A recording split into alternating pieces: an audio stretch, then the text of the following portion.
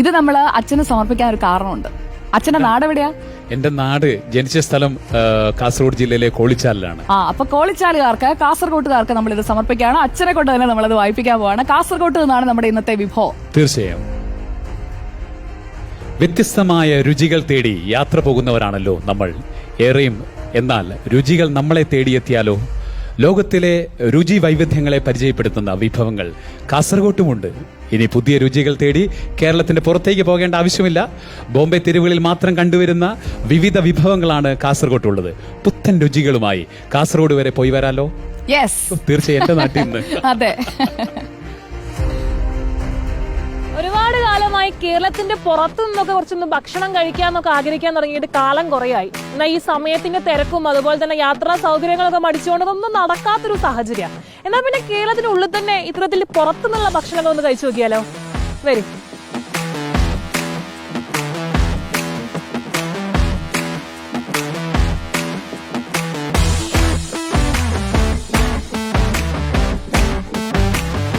ബോംബെ വിഭവങ്ങളാണ് നമ്മൾ ഈ കാണുന്നത്. ഇതിന്റെ വിഭവങ്ങളെ പേരുകൾ ഒന്ന് പറയാമോ? ഇത് ബോംബെ റോളാണ്. ഇത് ബോംബെ ബൈദ റൊട്ടി എന്ന് പറയും. സാധാരണ ഈ കേരളത്തിലൊന്നും ഇങ്ങനെയുള്ള വിഭവങ്ങളൊന്നും കാണാറില്ല. നിങ്ങൾ പുറത്തുനിന്ന് തന്നെ?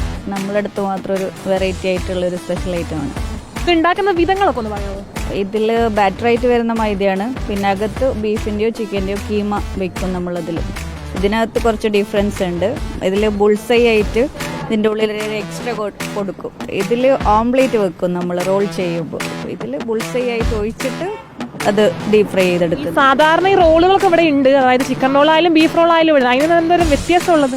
അത് നോർമലി സമൂസന്റെ അതിലാണ് ചെയ്യുന്ന റോളുകളെല്ലാം. ഇത് നോർമലി കീമയിൽ ചെയ്യുന്നതാണ്. അതാണ് ബോംബെയിൽ സ്ട്രീറ്റിൽ മാത്രം അവൈലബിൾ ആണ്. അത് റമദാന്റെ ആ ടൈമിന് മാത്രം സ്പെഷ്യൽ ആയിട്ട് അവൈലബിൾ ആയിട്ട് കിട്ടുന്ന ഒരു ഐറ്റം. എല്ലാ ഡേയ്സും നമ്മളെടുത്തുണ്ട്. വേറെ എവിടെ ഇല്ലല്ലോ, അതുകൊണ്ട് ഒരു വെറൈറ്റി ആയ കാരണം ഇത് കഴിക്കാനായിട്ട് വൈകുന്നേരം ചായയും ഒരു റോളും കഴിക്കാനായിട്ട് തന്നെ ആൾക്കാർ വരും.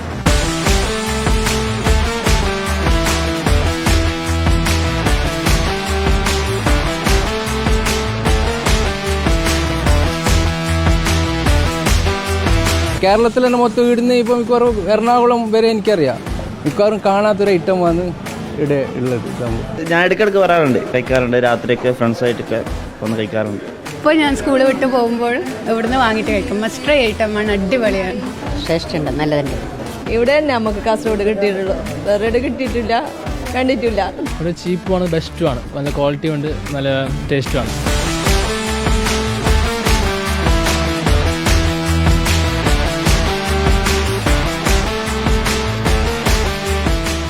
അങ്ങനെ ബോംബെ തെരുവുകളിൽ മാത്രം കണ്ടുവരുന്ന വിഭവങ്ങൾ കാസർഗോഡും എത്തിയിട്ടുണ്ട്. എന്തായാലും ഈ വഴി യാത്ര ചെയ്യുന്നവരാണ് നിങ്ങളെങ്കിൽ തീർച്ചയായും ഇങ്ങ് വരിക.